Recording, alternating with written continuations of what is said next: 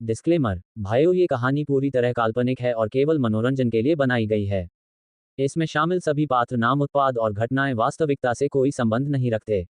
ये कहानी किसी भी व्यक्ति, भावना या विश्वास का अपमान नहीं करती। अगर आप हमारे सुपर टॉप नावेल चैनल पर नए हैं तो कृपया वीडियो को लाइक करें और चैनल को सब्सक्राइब करना ना भूलें। धन्यवाद। उस दिन से अब तक कितना समय बीत चुका है। मैंने अपने चक्करदार दिमाग से याद करने की कोशिश की, लेकिन यह मुश्किल था। मुझे अपनी गर्लफ्रेंड नहीं, मेरी होने वाली गर्लफ्रेंड की मौत का दिन याद रखना चाहिए था, लेकिन मैं याद नहीं रख सका। अगर किसी औरत को पता चलता कि मैं इतनी ज़रूरी बात भूल गया हूं, तो शायद वह मुझसे नफरत करती। मैंने एक गहरी सांस छोड़ी और ठंडी हवा के संपर्क में आते ही धुआं निकल आया। मैं उस समय पेरिस की खूबसूरत गलियों में बेमतलब टहल रहा था। मैं पेरिस में नहीं रहता था, बल्कि अपनी होने वाली गर्लफ्रेंड और दूसरे दोस्तों के साथ यहाँ आया था। मैं ही तो था जो पेरिस जाने का प्रस्ताव रख रहा था। कोई सोचेगा कि सर्दियों में पेरिस कौन जाएगा, लेकिन मेरे पास एक योजना थी। मैं प्यार के शहर, एफिल टावर की चोटी पर उससे अपने प्यार का इजहार करना चाहता था। यह शायद बचकाना, अजीब, शर्मनाक या कुछ भी लगे, लेकिन यह मेरा तरीका था ये बताने का कि मैं उससे कितना प्यार करता हूँ। मुझे लगता है कि उसकी मृत्यु को लगभग 1 सप्ताह हो गया होगा। मुझे पहले ही लंदन निकल जाना चाहिए था, जहां मैं रहता हूं, लेकिन मैं अभी भी प्यार के शहर में फंसा हुआ था। मेरा कोई परिवार नहीं था, इसलिए वैसे भी कोई मेरी चिंता नहीं करता था। मेरा इकलौता परिवार शायद वो लड़की होती, लेकिन अब वो मर चुकी है। मैं कितना घटिया जीवन जी रहा था। जब मैं सिर्फ 17 साल का था, तब मेरे माता पिता और मेरी छोटी बहन एक कार दुर्घटना में चल बसे। तब से मैं अपने माता पिता के जीवन रक्षक बीमा की बदौलत जिंदा हूं।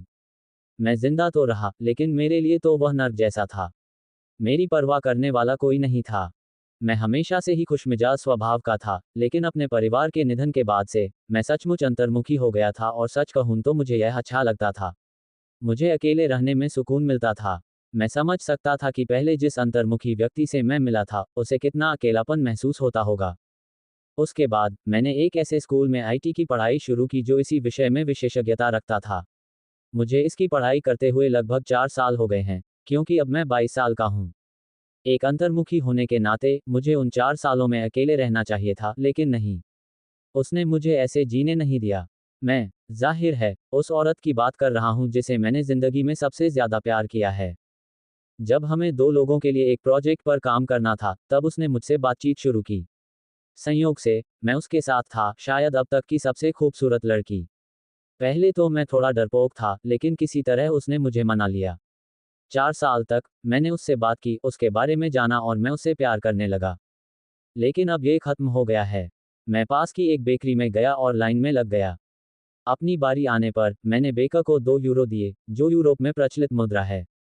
2 बैगेट, कृपया। बेशक साहब, वह पेशेवर अंदाज में मुस्कुराए और जल्द ही मुझे 2 बैगेट दे दिए। बहुत बहुत धन्यवाद, मुझे खुशी हुई। उसने अंग्रेजी में अपने फ्रेंच लहजे में जवाब दिया। ये बहुत प्यारा था। अब जब मैंने उसकी तरफ देखा, तो वह बहुत खूबसूरत लग रही थी। क्या मुझे भी कुछ ट्राई करना चाहिए? नहीं, मैंने अपने मूर्खतापूर्ण विचार पर अपना सिर हिलाया। उससे पहले मुझे अपने दोस्त से मिलना था। Dot dot dot. और मैं भूल गया कि मैं अंतर्मुखी हूँ। इसके अलावा, मैं दिखने में औसत था, इसलिए मुझे नहीं लगा कि कोई फ्रांसीसी सुंदरी मुझ में दिलचस्पी लेगी। मुझे आज भी हैरानी होती है कि वह मुझ पर कैसे फिदा हो गई, क्योंकि हाँ, मुझे अपनी मौत से पहले ही पता था कि वह मुझसे प्यार करती थी। आखिरकार उसके भाई ने ही मुझे बताया था। वह भी तुम में है भाई। जब उसके भाई, मेरे दोस्त ने मुझसे ये कहा, तो मैं खुशी के शिखर पर पहुंच गया था। मुझे आज भी याद है कि मैं खुशी से भरे भाव से आसमान को घूर रहा था। मैं उसके साथ डेट पर जाने, सुहागरात मनाने, बच्चे पैदा करने और उनकी परवरिश करने के बारे में कल्पनाएं करने लगा था। उस बात को याद करते हुए मैंने बैगेट का एक निवाला खाया। स्वादिष्ट। चले जाओ, नायर। जब उसने मुझसे यह बात कही तो उसने पलटकर भी नहीं देखा। मैंने उसकी बातों पर ध्यान नहीं दिया और उसकी ओर दौड़ा। तुम्हें पता है, एफेरा, वह बुरी नहीं थी। उद्धरण चिन्ह, विस्मयादिबोधक चिन्ह, उद्धरण चिन्ह। रोहन ने चलना बंद कर दिया। मैं देख सकता था कि वह अपनी मुट्ठियां भींच रहा था। मैं भाग्यशाली था कि मुझे वह मिल गई। फिर भी मेरे चेहरे पर धीरे धीरे एक मुस्कुराहट आ गई। ये शर्म की बात है, मैंने उसके साथ कम से कम एक रात भी नहीं बिताई है। बम! एक जोरदार मुक्का मेरे गाल पर लगा और मैं उछलकर दूर जा गिरा। मेरा सिर बेंच से टकराया और मैं जमीन पर फिसल गया। मेरे सिर से गर्म खून बहने लगा, लेकिन मैंने उसे अनदेखा कर दिया और दर्द भरी मुस्कान के साथ हेमरिक की ओर देखा। तुम मुझे घिनौने लगते हो नायर। मैं तुम्हारे जैसे कमीने से दोस्ती कर चुका हूं और अपनी बहन को भी तुम्हारे साथ रहने दिया है। रोहन ने अपना सिर हिलाया और चला गया। आह, मैंने आह भरी और उठ खड़ा हुआ। अपने कपड़े थपथपाते हुए मैंने बैगेट का बैग उठाया। मैंने देखा कि कुछ लोग मेरी तरफ देख रहे थे। शायद वे जानना चाहते थे कि क्या हुआ। मेरी नज़र एक छोटी बच्ची पर पड़ी जो अपनी माँ के पैर को पकड़े हुए मुझे घूर रही थी। क्या आप चाहते हैं? मैंने बैगेट का बैग सौंप दिया। नहीं धन्यवाद। माँ ने विनम्रता से मुस्कुराते हुए फ्रेंच भाषा में कुछ कहा और फिर अपनी बेटी के साथ चली गई। यह एक मजाक था। यह मेरे लिए है। मैंने बैग को गले लगाया और अपनी चोट का इलाज कराने के लिए घर की ओर चल पड़ा। बहुत ठंड थी। मैं थक कर सोफे पर गिर पड़ा। मैंने शेल्फ से उठाया हुआ डिब्बा खोला। ये वही दवा का डिब्बा था जो रोहन ने किसी भी स्थिति के लिए यहाँ लाया था। मैंने तुरंत अपनी चोट का इलाज शुरू कर दिया। उसने तो पीछे भी नहीं हटे, उस कमीने ने। मैं बड़बड़ाया। उसका शरीर मांसल था, जबकि मैं दुबली पतली थी। उसे थोड़ा संयम रखना चाहिए था। जो भी हो, वह मेरा दोस्त है, इसलिए मैं उसे एक अच्छे दोस्त की तरह माफ कर दूंगा। अपनी चोट का इलाज कराने के बाद मैंने प्लेस्टेशन का कंट्रोलर लिया और उसे चालू कर दिया। जो गेम मैं खेलना चाहता था वह उसमें पहले से ही मौजूद था। खैर, ये वही गेम था जो मैं एफेरा के साथ खेलता था, इसलिए मैंने डिस्क कभी नहीं ली थी। रोहन की मौत के बाद से मैं रोज बिना रुके वो गेम खेलता रहा हूँ, इसलिए उस सुबह मेरी भूख भी बढ़ गई। मैं जिस अपार्टमेंट में था वो किराए का था। मेरे दोस्त भी वहां रहते थे, लेकिन एफेरा की मौत के बाद वे सब वहां से चले गए। मैं अकेला था जिसने वहां से जाने से इनकार कर दिया था। टीवी स्क्रीन पर गेम का वीडियो परिचय दिखाई देने लगा। मैं जो गेम खेल रहा था उसका नाम था प्रिंसेस एंड ड्रैगन। मुझे लगता है कि यह एक डेटिंग सिम गेम था। वैसे भी, ये वही मशहूर गेम थे जो जापान में खूब बिकते थे। और सच तो यह है कि इस गेम के रचनाकारों में से एक भारतीय था। ये गेम यूरोप में उतना सफल नहीं होना चाहिए था क्योंकि यह बहुत आकर्षक नहीं था, लेकिन हैरानी की बात है कि यह बहुत सफल रहा। खेल में हम मुख्य पात्र, एक छात्र, की भूमिका निभा रहे थे और हमारा लक्ष्य खेल की नायिकाओं को पकड़ना था। हमें लड़की को लुभाने और एक सुखद अंत पाने के लिए हर घटना में सही चुनाव और सही कदम उठाने थे। हाँ, ये बात घिसी पिटी लगती है, लेकिन यही इसकी सफलता का कारण था और यही कारण था कि रोहन और मैंने ये गेम खेला। ऐसा है। स्क्रीन पर बातचीत देखकर मैं मुस्कुराया। जैडन, ओम, क्या तुम्हें लैला पसंद है? एक नीले बालों वाली लड़की ने ऊपर की ओर आंखें उठाकर पूछा। छवि एक काले बालों वाले सुंदर लड़के की ओर मुड़ी। फिर चार रेखाएं दिखाई दी। एक, हाँ, मुझे वह पसंद है। बी, नहीं, मुझे वह पसंद नहीं है। सी, मैं तुमसे प्यार करता हूँ। डी, मैं आपको केवल अपने बिस्तर पर ही जवाब दूंगा। वहां चार विकल्प प्रदर्शित किए गए। मैं अंतिम दो विकल्पों से घबरा गया, विशेष रूप से अंतिम वाले से। मैं खेल के मुख्य लक्ष्यों या नायिकाओं में से एक का सामना कर रहा था, इसलिए तार्किक रूप से मुझे तीसरा विकल्प चुनना चाहिए था, लेकिन मैंने दूसरा विकल्प चुना। क्यों? मैं जाने के लिए खड़ा हुआ। मैं यहाँ अंततः व्यर्थ ही आया। इंतजार। मेरा शरीर हिलना बंद हो गया। मैं एक उंगली भी नहीं उठा पा रहा था। क्या बकवास है। मैं समझ नहीं पाया कि क्या हो रहा था। आपने क्या किया? मैंने उस आदमी को घूर कर देखा। क्या उसने मेरे पैरों को किसी अदृश्य रस्सी या किसी और चीज से बांध दिया था? शांत हो जाओ, नायर। वह मेरे पास आया और अपनी उंगलियां चटकाने लगा। शून्य से कुछ निकल कर आया। उद्धरण चिन्ह, विस्मयादिबोधक चिन्ह, उद्धरण चिन्ह। ये दृश्य देखकर मैं अवाक रह गया। क्या वह जादूगर था? मेरे मन में यही एक विचार आया। क्या आप रोहन को फिर से देखना चाहते हैं? उसने मुझसे पूछा। क्या मैं उसे फिर से देखना चाहता हूँ? हा हा हा हा, कैसा मूर्खतापूर्ण प्रश्न है। मैंने अपनी शांत अभिव्यक्ति को हटाते हुए उसे घूरा। ओह, तुम तो कितना डरावना चेहरा दिखा रहे हो। क्या ये सचमुच तुम हो? वह फिर हंसा। अब देखो, उस आदमी ने मुझे कुछ ऐसा दिखाया जिसे देखकर मैं फिर से अवाक रह गया। ये खेल था, राजकुमारी और ड्रैगन। क्या बकवास है। मुझे अपनी मानसिक स्थिति पर संदेह होने लगा। क्या मुझे सचमुच वह कॉल आया था? क्या मैं सचमुच टोक्यो आया था? आखिर वह मुझे वह खेल क्यों दिखा रहा था? मैं तुम्हें मार डालूंगा। मैंने ठंडे स्वर में कहा। मुझे मार दो या मैं तुम्हें मार दूंगा। मैंने ऐसा कहा, मेरे हाव भाव से हत्या की मंशा स्पष्ट रूप से झलक रही थी। मुझे अब जीने की कोई परवाह नहीं थी। मैं बस किसी पर अपना गुस्सा निकालना चाहता था, तो वो भी वही हो। खैर खैर, उस कमबख्त दुनिया ने मेरा कुछ नहीं बिगाड़ा। मैं आपकी इच्छा पूरी करूंगा। क्या इच्छा? चले जाओ। वह मुझे परेशान कर रहा था। और मैं अपना शरीर क्यों नहीं हिला सकता? मैंने जो कुछ देखा उसे स्वीकार करने से इनकार कर दिया, इसलिए मैंने एक मूर्ख की तरह व्यवहार किया। वो लड़का, वह मुझ पर दया की दृष्टि से क्यों देख रहा था। भाड़ में जाओ, एक दिन तुम समझ जाओगे। अब मर जाओ, उसने कहा और अपनी हथेली मेरे सिर पर रख दी। क्या क्या, एक तेज रोशनी ने पूरे कमरे को घेर लिया और अंधा कर दिया। मैं बस अपनी आंखें बंद कर सका। ये संभवतः एक सपना था। हाँ, एक लंबा सपना, मुझे ऐसी आशा थी, लेकिन मैं जल्द ही गलत साबित हुआ। मेरा सिर दर्द से धड़क रहा था। मुझे ऐसा लग रहा था जैसे किसी ट्रक ने मुझे सीधे टक्कर मार दी हो। क्या क्या कहा तुमने? एक आवाज गूंजी। कौन? मैं अपनी आवाज नहीं सुन सका। क्या हो रहा है? मैंने आवाज के मालिक को ढूंढने के लिए इधर उधर देखने की कोशिश की, लेकिन कोई दिखाई नहीं दिया, बल्कि मैं हिल भी नहीं सका। उद्धरण चिन्ह विस्मयादिबोधक चिन्ह उद्धरण चिन्ह। लेकिन मैं अपने सामने देख सकता था। एक खूबसूरत लड़की वहां खड़ी थी। नहीं, शायद उसकी अलौकिक सुंदरता को बयां करने के लिए खूबसूरत शब्द कमजोर था। उसकी सुंदरता तो निस्संदेह एफेरा से भी टक्कर ले रही थी। अरे, मैं एफेरा के बारे में शेखी नहीं बघार रहा हूं। मेरा विश्वास करो। बहुत खूब, उसकी पीठ पर लहराते लंबे सुनहरे बाल और नीलम जैसी आंखें थीं। इसके साथ ही, उसने नीले रंग की एक पोशाक पहनी हुई थी, जो उसके मॉडल जैसे फिगर से बिल्कुल मेल खा रही थी। ये निश्चित रूप से एक अद्भुत दृश्य था। क्या वो कोई मॉडल थी या कुछ और? उसने कोई ड्रेस पहनी हुई थी, तो मुझे लगा कि शायद वो किसी पार्टी में होगी या ऐसा ही कुछ। इंतजार, चूंकि मैं उसके सामने था, इसका मतलब था कि मैं उसके साथ था। मैंने अपने चारों ओर देखने की कोशिश की, लेकिन मैं अपना सिर नहीं हिला सका। कम ऑन, और अपने गंदे मुंह से मेरा नाम मत लो। वह बहुत गुस्से में लग रही थी। पर मुझे, क्या बकवास है। मेरे होंठ अपने आप हिल रहे थे। औरोरा, तुम मेरी मंगेतर हो इसलिए। फिर से मेरे होंठ अपने आप हिलने लगे। ऐसा लग रहा था जैसे मैं किसी शरीर के अंदर फंस गया हूं। और वो डरपोक आवाज क्या थी? मैं हकला रहा था और बेवकूफों की तरह बोल रहा था। अब और नहीं, एडवर्ड। जैसा कि मैंने कहा, मैं तुम्हारे और अपने बीच की सगाई तोड़ रही हूं।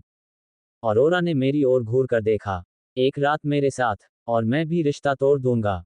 मैंने कहा, मेरी आंखों से विनती के आंसू बह रहे थे। उद्धरण चिन्ह उद्धरण चिन्ह। मैं सचमुच अपने आप को जमीन में दफनाना चाहता था। मैं जा रहा हूं। शुक्र है कि वह जाते समय मुझे कोई जवाब भी नहीं दे पाए। अंत में, मैं अपने शरीर पर नियंत्रण रख सकता था। उद्धरण चिन्ह उद्धरण चिन्ह। लेकिन कुछ तो गड़बड़ थी। धप, जब मैंने एक कदम आगे बढ़ने की कोशिश की तो मैं लड़खड़ा गया और एक छोटे बच्चे की तरह जमीन पर गिर पड़ा। उस सपने को धिक्कार है। मैं गुस्से में सब कुछ जला देना चाहता था। चूंकि मैं थका हुआ महसूस कर रहा था, इसलिए मैंने कई बार सांस ली। मैंने कुछ भी नहीं किया और मैं थका हुआ महसूस कर रहा था। क्या मैं सचमुच बच्चा था? लेकिन कुछ अजीब था, ये शरीर। मुझे सामान्य से अधिक भारीपन महसूस हुआ। अपने हाथों को सफेद चीनी मिट्टी के फर्श पर टिकाकर मैंने जमीन पर अपने प्रतिबिंब को देखा। उद्धरण चिन्ह विस्मयादिबोधक चिन्ह उद्धरण चिन्ह। मेरे गाल गोल मटोल थे। मैंने अपने गालों को चुटकी से दबाया और उसमें सचमुच मांस भरा हुआ था। क्या तुम मजाक कर रहे हो? मैं मोटा था, और सचमुच मोटा। अगर मेरा वजन 150 किलोग्राम हो तो मुझे आश्चर्य नहीं होगा। वह जा चुकी है। उद्धरण चिन्ह विस्मयादिबोधक चिन्ह उद्धरण चिन्ह। मैं घूम गया। वहां एक और सुंदर लड़की थी। उसके बाल काले और आंखें भूरी थीं। मैंने भी उसे पहचान लिया। वह खेल की उपनायिका थी। रोहन फल्करोना, ड्यूक फल्क्रोना की बेटी। इस बार उसे देखकर मेरे अंदर गुस्सा उमड़ आया। मैं सदमे में था क्योंकि उसे मार डालने की चाहत मुझे लगभग डुबो ही रही थी। आखिर क्यों? इंतजार, मैंने कई बार अपना चेहरा देखा। अंततः मुझे अपने शरीर का नाम मिल गया। भाई, तुम ऐसे क्यों हो? रोहन ने घृणा भरे भाव से मेरी ओर देखा। मैं घटनाओं के इस मोड़ से इतना स्तब्ध था कि मुझे इसका पता ही नहीं चला। वो शरीर, वो चरित्र। खेल में वह कम मोटा था, इसलिए मैंने पहले ध्यान नहीं दिया। फिर भी, राजकुमारी अरोड़ा के मंगेतर। अब पूर्व मंगेतर। मुझे भी तब ध्यान देना चाहिए था जब मैंने यह बात समझ ली थी। लेकिन अब मुझे यकीन हो गया था। मैं वैसा ही था जैसा रोहन ने कहा था, उसका बड़ा भाई। एडवर्ड फल्क्रोना। फल्क्रोना ड्यूकाडम का उत्तराधिकारी। और भी, खेल, राजकुमारी और ड्रैगन का एक मुख्य प्रतिपक्षी। एक हार्डकोर हिंसक, शराबी रोमांस गेम। राजकुमारी और ड्रैगन। एक अमेरिकी भारतीय खेल। एक साक्षात्कार से लोगों को पता चला कि एक दिन एक अमेरिकी ने डेटिंग सिम गेम जैसा कुछ बनाने का फैसला किया। वह इसी तरह के एक भारतीय गेम से काफी प्रेरित था। वह भारत गए और वहां के एक प्रसिद्ध स्टूडियो के निदेशक के साथ एक बड़ा अनुबंध किया। निदेशक को अमेरिकी द्वारा प्रस्तावित खेल की रूपरेखा बहुत पसंद आई। इस तरह के खेल को विकसित करने में 5 साल का लंबा समय लगा। खेल पर काम करने वाले अधिकांश लोग खेल की सफलता को लेकर संशय में थे, लेकिन अमेरिकी और भारतीय निर्देशक आश्वस्त थे। और वे सही थे। यह एक बहुत बड़ी सफलता थी। हर महीने लाखों करोड़ों गेम बेचे जाते थे। इस तरह के खेल के लिए यह ऐतिहासिक था। सही कहा। एक रोमांस गेम जिसमें आपको लड़कियों का पीछा करना होता है, सुनने में थोड़ा नीरस लग सकता है, लेकिन बात बस इतनी ही नहीं है। रोमांस के अलावा अन्य टैग भी थे। एक्शन, त्रासदी, ड्रामा, रक्तरंजित। ये वास्तव में एक अत्यंत हिंसक खेल था। आपको लड़कियों को रिझाना था, लेकिन उससे भी अधिक, आपको जीवित रहना था। हजारों से अधिक विभिन्न परिदृश्य थे और उनमें से केवल कुछ ही सुखद अंत वाले थे। जैसा कि लोग कहेंगे, यह एक कटर खेल है। खेल की सफलता को देखते हुए रचनाकारों की जोड़ी ने इसका सीक्वल बनाने का फैसला किया जो पहले गेम से कम सफल नहीं रहा। 2025 तक 3 खेल समाप्त हो चुके थे। मुझे अभी भी याद है कि मैंने इफेरा के साथ त्रयी में सबसे अधिक घृणास्पद पात्र की लोकप्रियता का सर्वेक्षण देखा था। एडवर्ड फाल्करोना तीसरे स्थान पर रहे। और त्रयी के सबसे खतरनाक चरित्र सर्वेक्षण में एडवर्ड फाल्करोना को प्रथम स्थान मिला। वह पहले गेम का प्रमुख प्रतिपक्षी था। दूसरे गेम का मुख्य प्रतिपक्षी। दूसरे गेम के अंत में उसकी मृत्यु हो जाती है, लेकिन वह तीसरे गेम में भी प्रभावित होता है। तारांकन तारांकन तारांकन तारांकन उद्धरण चिन्ह डॉट डॉट डॉट उद्धरण चिन्ह। मैंने दर्पण में अपना प्रतिबिंब देखा। पिछले जन्म में मैं बहुत दुबला था, लेकिन अब मैं बहुत मोटा हूं। मेरे बाल भी फाल्करोना परिवार के प्रसिद्ध सफेद बाल थे। मेरी अंबर जैसी आंखें मुझे अपनी दिवंगत मां से विरासत में मिली थीं। हाँ, मैं समझ गया कि यह कोई सपना नहीं था और मैंने इसे स्वीकार कर लिया, भले ही मैं ऐसा नहीं करना चाहता था। उस आदमी ने मेरे साथ कुछ किया और मैं उस खेल में फंस गया। सबसे बुरे चरित्र के रूप में मैंने अपने चारों ओर देखा। यह मेरा कमरा था। जब मैंने नौकरानी से पूछा, तो उसने डरते हुए दूसरी मंजिल पर मेरे कमरे की ओर इशारा किया। मुझे हैरानी नहीं हुई कि मुझे अपनी ही हवेली में भी नफरत का सामना करना पड़ा। मुझे इतनी नफरत भरी निगाहों का सामना पहले कभी नहीं करना पड़ा था। पहले तो मुझे बहुत असहज महसूस हुआ, लेकिन अब मुझे इसकी आदत हो गई है। खेल में मैंने जो सीखा, उसके अनुसार मैंने हवेली की सभी नौकरानियों के साथ कम से कम एक बार छेड़छाड़ की और लगभग उन पर हमला भी कर दिया। अगर रोहन न होती, तो मैं वासना के मारे हवेली की हर लड़की पर हमला कर देता। मैंने अपने दांत पीस लिए। उसने मुझे नायक के शरीर में क्यों नहीं भेजा, या किसी बेतरतीब भीड़ में। इस कमबख्त दुनिया में मुझे कोई पसंद नहीं करता। खैर, सच कहूं तो मुझे इसकी कोई परवाह नहीं है। शांत होकर मैं अपने बिस्तर पर बैठ गया। जब मैं बैठा तो बिस्तर धंस गया और चरमराने लगा। उद्धरण चिन्ह डॉट डॉट डॉट उद्धरण चिन्ह। ये novel super top novel channel द्वारा बनाया गया है। इस बात को अनदेखा करते हुए मैंने चारों ओर देखा। यह एक विशाल कमरा था। जैसी कि उम्मीद थी, ड्यूक के उत्तराधिकारी का कमरा। डिंग। उद्धरण चिन्ह डॉट डॉट डॉट उद्धरण चिन्ह। मेरे सामने एक स्क्रीन प्रकट हुई। जो कुछ भी, मुझे अब कोई आश्चर्य नहीं हुआ, इसलिए मैंने अपनी उंगली से उसे छुआ।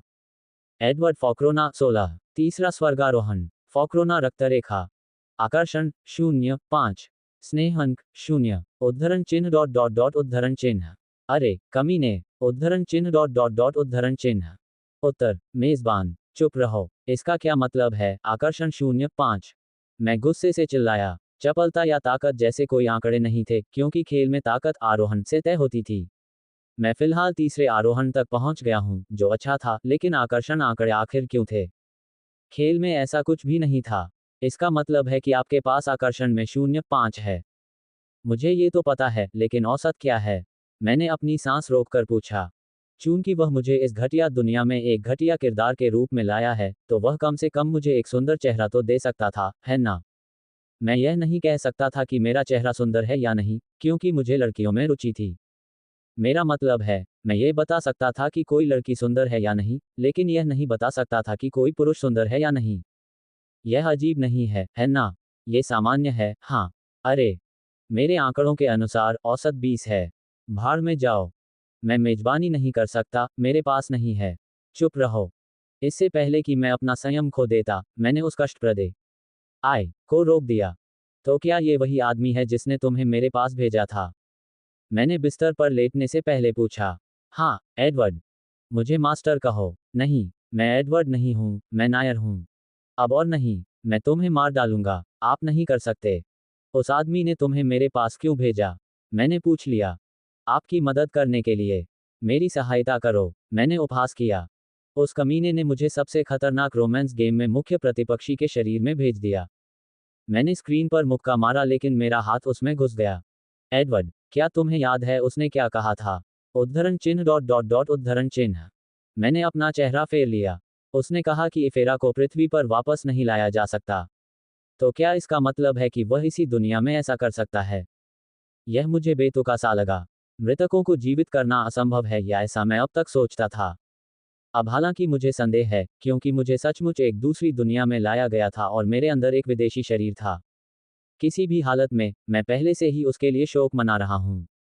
जब मैं उसके भाई एमरिक से मिला तो मैंने उसके प्रति उदासीन व्यवहार किया क्योंकि मैं चाहता था कि वह आगे बढ़ जाए ताकि वह खुद को दोष देना बंद कर सके। मुझे यहाँ क्या करना चाहिए? क्या तुम मरना चाहते हो, एडवर्ड? नहीं, अब और नहीं। मेरा मतलब है कि मैं एक काल्पनिक दुनिया में हूँ, इसलिए मुझे इसका थोड़ा आनंद लेना चाहिए। मैं इसका हकदार हूँ। मैंने मुस्कुराते हुए कहा, मेरा मतलब है कि कौन नहीं चाहेगा? क्या आप उस खेल में जी रहे हैं जिसे आपने घंटों खेला है? अब चलो शुरू करते हैं। मैंने अपना शरीर ऊपर उठाया, या मैंने अपने विशाल शरीर को ऊपर उठाने की कोशिश की। लानत है, एडवर्ड, तुम्हें व्यायाम करने की जरूरत है। पानी गीला होता है। यह इस बात पर निर्भर करता है कि वह कौन सा राज्य है। क्या तुम सचमुच रोबोट हो? मैंने गंभीरता से पूछा। वह जिस तरह से बोल रहा था उससे वह सचमुच इंसान जैसा लग रहा था। हाँ, मुझे बनाया गया था द्वारा मेरा गुरु। तो वह मुझे यह नहीं बताएगा कि उसका मालिक कौन है? होह। दस्तक दस्तक, बाहर आओ। मेरे कमरे के बाहर से आती एक आवाज ने हमारी बातचीत रोक दी। बाहर आओ। कौन? मैंने अपने नए साथी से पूछा। मुझे नहीं पता, एडवर्ड। क्या क्या आपके पास दीवारों के आर पार देखने के लिए एक्स-रे जैसी कोई चीज नहीं है? मैं अभी पैदा हुआ हूं, इसलिए अपडेट मिलने में समय लगेगा। तुम्हारे निकम्मे मालिक के पास निश्चित रूप से करने को कुछ नहीं है, इसलिए उसे कहो कि वह अपना काम जल्दी करे। मैं उस तक नहीं पहुंच सकता। तुम बेकार हो। कम से कम मैं मोटा तो नहीं हूं। कुतिया। दस्तक दस्तक। अरे, फिर से वही चिढ़ाने वाली आवाज गूंजी। मुझे पता था कि वो किसकी है, इसलिए मैं उस दरवाजे को खोलने से हिचकिचा रहा था। उस परिवार को धिक्कार है। मैं खड़ा हुआ और मुझे लगता है कि मैंने अपनी 50% ऊर्जा सिर्फ अपने शरीर को ऊपर उठाने में खर्च कर दी। मैंने दरवाजा खोला और स्पष्टतः वह वही थी। एलोना फल्क्रोना, मेरी बहन। उसके बाल काले थे, जो मुझे मेरी माँ से मिले थे, और आंखें भूरी, जो मुझे मेरे पिता से मिली थीं। उसे स्कैन करो। क्या? रोहन ने उलझन में मुंह खोला, लेकिन मैंने उसे अनसुना कर दिया। मैं तो उससे बात ही नहीं कर रहा था। हाँ, तब पूरी संभावना है कि वह भी आपकी तरह तीसरे आरोहण में है, लेकिन संभवतः आपसे कई गुना ज्यादा शक्तिशाली है। वह फॉक्रोना वंश के अपने तीसरे विंग तक भी पहुंच चुकी है। क्या तुम्हें यकीन नहीं है? मैं किसी की ताकत का पूरा अंदाजा तो नहीं लगा सकता, लेकिन अंदाजा जरूर लगा सकता हूं। उसकी भी आपकी तरह तीसरे आरोहण में होने की संभावना ज्यादा थी। चार पत्ती तिपतिया घास लूडो, चार पत्ती तिपतिया घास। फायर अभी खेलें। फायर। तीसरा विंग। मैंने अपने दांत पीस लिए। मैं थोड़ा भाग्यशाली था कि मुझे प्रसिद्ध फल्क्रोना वंश मिला, लेकिन मैंने अपना पहला पंख भी नहीं जगाया था और यहाँ मेरी कुछ महीने छोटी बहन थी, जो पहले ही अपनी तीसरी शक्ति प्राप्त कर चुकी थी। क्या बड़े भाई को छोटी बहन से ज्यादा ताकतवर नहीं होना चाहिए? खैर, वो वैसे भी मेरी बहन नहीं थी और वो घटिया आदमी शायद मुझे देखकर खूब हंस रहा था। आप क्या चाहते हैं? मैंने ठंडे स्वर में पूछा। रोहन मेरे असामान्य रूप से ठंडे लहजे पर हैरान थी। हालांकि एडवर्ड अपनी बहन के साथ एक बेवकूफ की तरह पेश आता था, लेकिन उसने कभी भी रुखाई नहीं दिखाई। बल्कि वह ऐसा कर ही नहीं सकता था क्योंकि वह बस एक काया था जो एलोना से उसकी प्रतिभा से नफरत करता था। ज्यादा से ज्यादा, वह उसे एक मुस्कुराहट के साथ धक्का दे देता था। यहाँ, एलोना जल्दी से संभली और एक नौकरानी का हाथ पकड़कर उसे अपनी ओर खींचा। वह लगभग 15 साल की लड़की थी। वह बहुत प्यारी थी, लेकिन इस समय उसका चेहरा आंसुओं से भरा हुआ था। वह मुझसे मुंह फेर रही थी और मुझसे डर रही थी। क्या? मुझे समझ नहीं आ रहा था कि वो क्या चाहती है, लेकिन मैंने पूछा। वैसे भी मैंने उस नौकरानी को पहली बार देखा था। रुको, मुझे मत बताओ। क्या? तुम क्या पूछ रहे हो? आज सुबह जब वह तुम्हारा गंदा कमरा साफ कर रही थी, तब तुमने उसे अपने गंदे हाथों से छुआ था। रोहन ने गुस्से से चिल्लाते हुए मुझसे स्पष्ट घृणा व्यक्त की।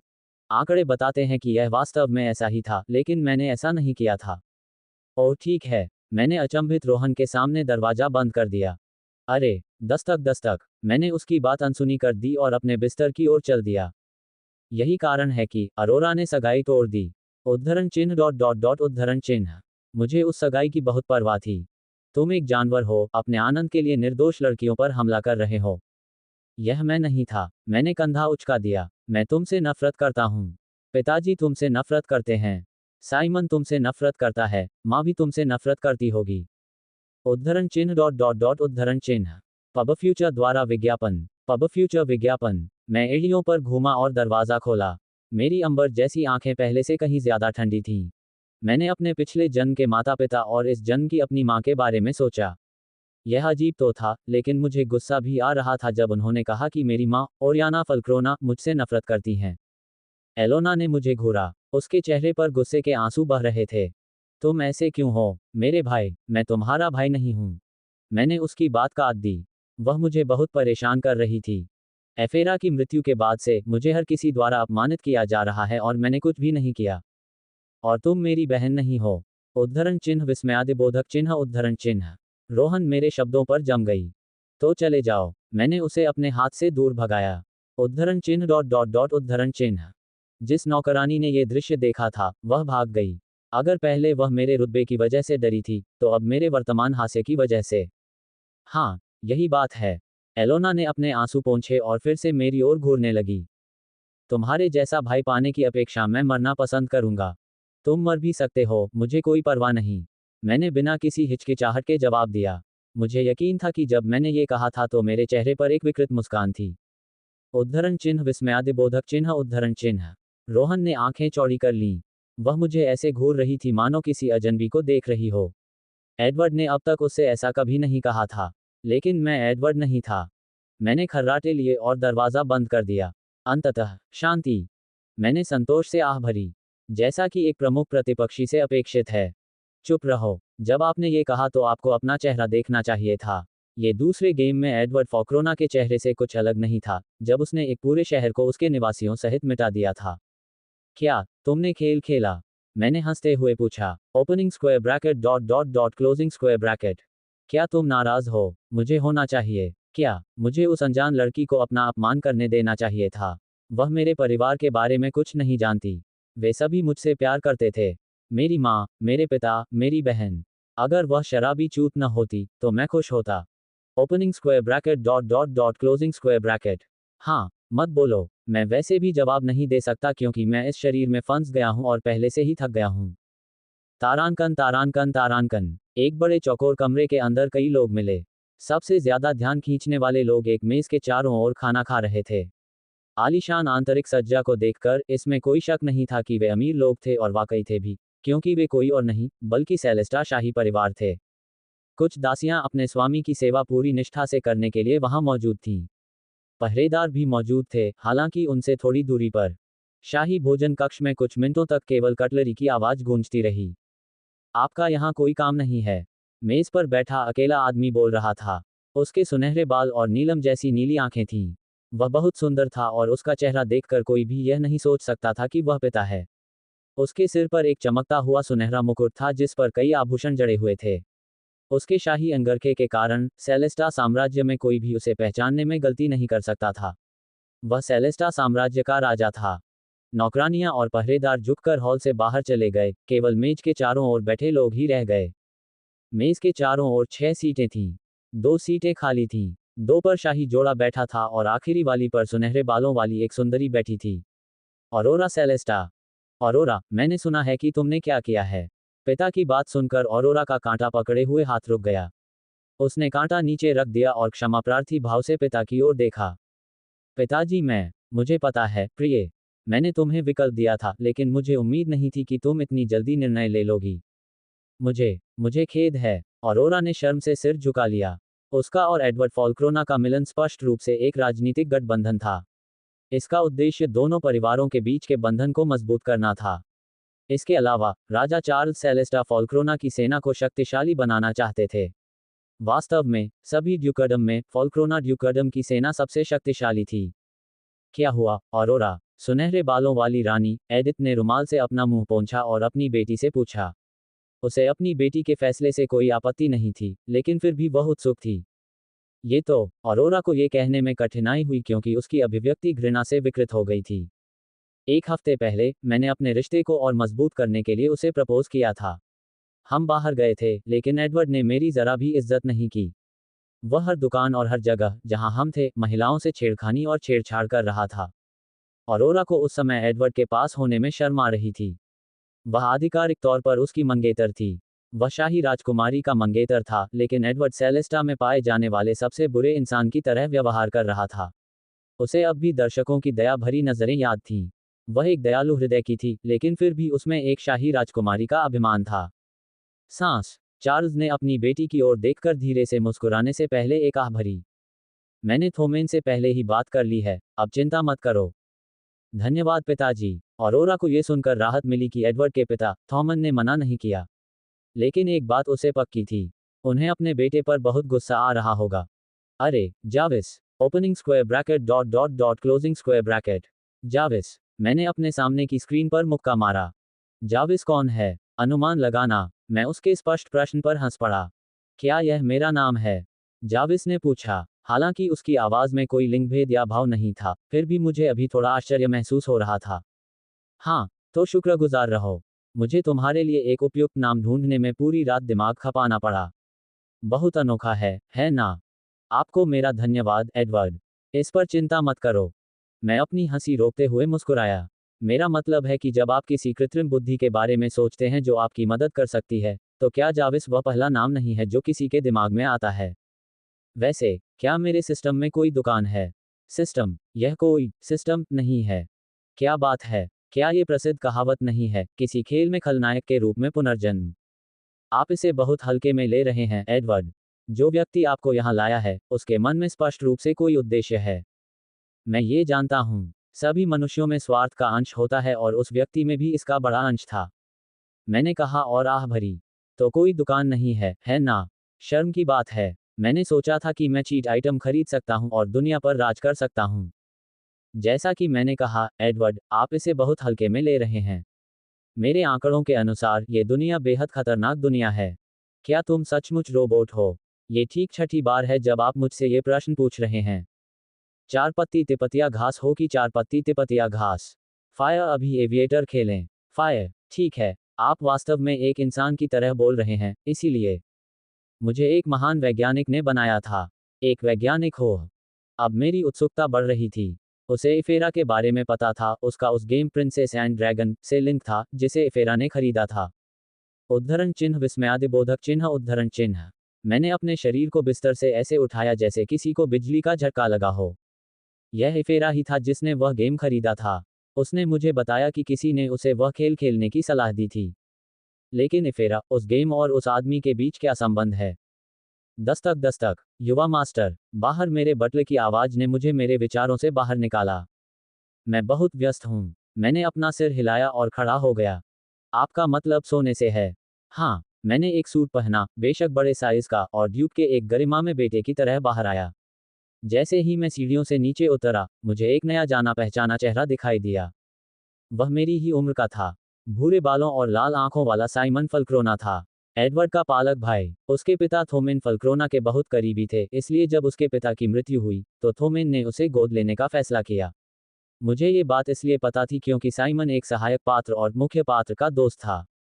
चूंकि एडवर्ड एक प्रमुख प्रतिपक्षी था, इसलिए उसका पालक भाई साइमन अपने पालक भाई एडवर्ड को बचाने के लिए नायक का एक बड़ा सहयोगी बन जाएगा। बचाने से मेरा मतलब साफ तौर पर उसे मार डालना था। अपने पालक भाई को मारने के बाद साइमन बेशर्मी से फल्क्रोना ड्यूकर्डम का उत्तराधिकारी बन जाएगा। जहां तक उसकी पालक बहन एडवर्ड की सगी बहन की बात है, वह नायक के कभी न खत्म होने वाले हरम की सदस्य बन जाएगी क्योंकि हाँ, एलोना फल्क्रोना पहले गेम की उपनायिका है। अब जब मुझे ये याद आता है, तो मुझे बहुत घिन आती है। मैं ये सोचे बिना नहीं रह सका, जब मैंने साइमन और रोहन को एक दूसरे से खुशी खुशी बातें करते देखा, मुझे नज़रअंदाज करते हुए। दोनों ने खेल में एडवर्ड को मारने की साजिश रची थी और अब भी रचेंगे। इस दुनिया में मेरा कोई दोस्त नहीं था। यहाँ तक कि मेरा परिवार भी मेरे खिलाफ था। भाई, साइमन ने मुझे उलझन भरे भाव से बुलाया। मैं तुम्हारा भाई नहीं हूँ और तुम मुझे भाई नहीं मानते, इसलिए नाटक करना बंद करो, ये घृणित है। उद्धरण चिन्ह डॉट डॉट डॉट उद्धरण चिन्ह। पब फ्यूचर द्वारा विज्ञापन। पब फ्यूचर विज्ञापन। साइमन मेरे घमंडी और ठंडे लहजे से अवाक रह गया। साइमन से बात करते समय एडवर्ड हमेशा एक बिगड़े हुए बच्चे की तरह व्यवहार करता था, आखिरकार उससे ईर्ष्या करता था। रोहन फिर से मुझे घूर रही थी। देखो, अपने पालक भाई के हाथों कितनी बिगड़ी हुई है। यह आपकी वजह से है। यह मैं नहीं हूं। मैं किसी तरह अपने विचार टेलीपैथिक तरीके से भेजने में कामयाब रहा, जैसी कि एक सिस्टम से उम्मीद की जाती है। हाँ, लेकिन तुम्हारी बहन और भाई को अभी भी लगता है कि यह तुम ही हो। तुम उन्हें दोष नहीं दे सकते। और मैं कोई सिस्टम नहीं हूं। तो फिर वे मेरे भाई बहन नहीं हैं। मुझे अजनबियों की परवाह नहीं है। मैंने जाविस के साथ चर्चा समाप्त की और साइमन की ओर देखा। क्या? साइमन ने आह भरी और एक तरफ हट गया। मेरी नज़र एक लंबे कद के आदमी पर पड़ी जो शान से चल रहा था।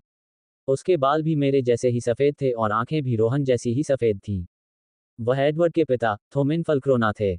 सिर दर्द आ रहा है। थोमिन मेरे सामने रुका और मुझे सिर से पैर तक देखा। शाही राजकुमारी ने सगाई रद्द कर दी है। हाँ, मैंने अपने कंधे उचका दिए। इस बार, मेरे पिता भी मेरे रवैये से आश्चर्यचकित थे क्योंकि एडवर्ड उनके सामने एक डरे हुए बिल्ली के बच्चे की तरह व्यवहार कर रहा था, लेकिन फिर भी, मैं एडवर्ड नहीं था। क्या आपको पता है कि हमने क्या खोया है?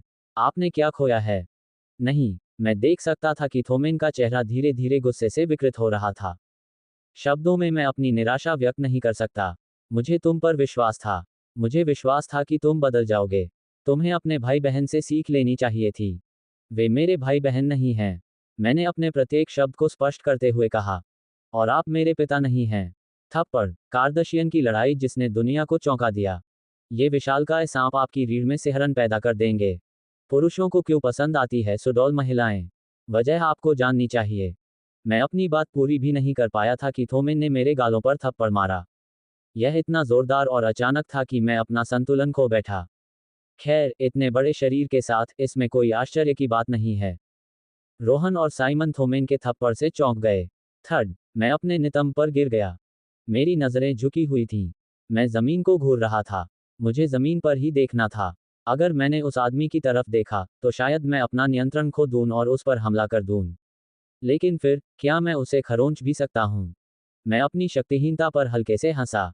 मेरी अजीब, कमजोर हंसी खामोश प्रवेश हॉल में गूंज उठी। मैं उठा और अपने कपड़ों को थपथपाया। फिर मैं हवेली के बाहर जाने वाले लकड़ी के दरवाजे की ओर बढ़ा।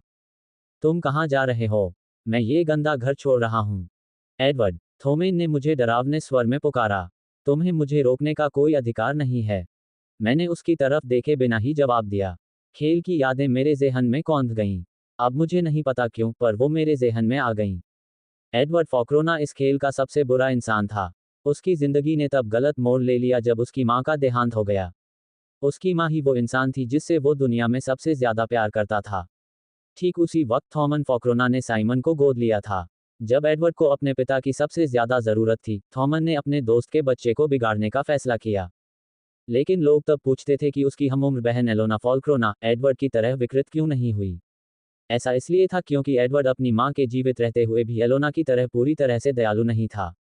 मैं एडवर्ड का बचाव नहीं कर रहा हूं, लेकिन अभी, अजीब बात है कि मेरी भावनाएं एडवर्ड की भावनाओं से मिलने लगी हैं। चूंकि तुम उस आदमी से इतना प्यार करती हो, तो उसे अपना नया उत्तराधिकारी बना लो। मैं फल्क्रोना घराने के उत्तराधिकारी के रूप में अपना दर्जा त्याग रहा हूं। उद्धरण चिन्ह उद्धरण चिन्ह उद्धरण चिन्ह विस्मयादिबोधक चिन्ह उद्धरण चिन्ह उद्धरण चिन्ह उद्धरण चिन्ह। थोमेन, साइमन और रोहन रे शब्दों से पूरी तरह हैरान रह गए। हाँ, मुझे परिवार या परेशान करने वाली स्थिति की आवश्यकता नहीं है। शोरबा, मैं हवेली से बाहर निकल गया और किसी ने मुझे रोकने की कोशिश नहीं की। सभी कर्मचारी भी मुझे हैरानी से देख रहे थे। देखो जाविस, एक भी व्यक्ति मुझे रोक नहीं रहा है या विदा नहीं कर रहा है। मुझे यकीन है कि वे पहले से कहीं ज्यादा खुश हैं। मैं हंसा। क्या ये स्पष्ट नहीं है? चुप रहो, एडवर्ड, तुम क्या करोगे? तुमने अपना स्टेटस छोड़ दिया है, तुम्हारे पास पैसे नहीं हैं और अकादमी 1 महीने में शुरू हो रही है। शुक्र है, तुम पहले से ही रजिस्टर्ड हो, इसलिए तुम बिना किसी परेशानी के अकादमी शुरू कर सकते हो, लेकिन तुम्हें इस महीने गुजारा करना होगा। चिंता मत करो, जाविस। मेरे पास एक योजना है। मैं आत्मविश्वास से मुस्कुराया, लेकिन अंदर ही अंदर पसीने से तरबतर हो गया। बिना जोखिम उठाए कुछ भी नहीं मिलता। अगर आपको ये स्टोरी पसंद आई हो तो सुपर टॉप नॉवेल चैनल को लाइक और सब्सक्राइब करना ना भूल। धन्यवाद।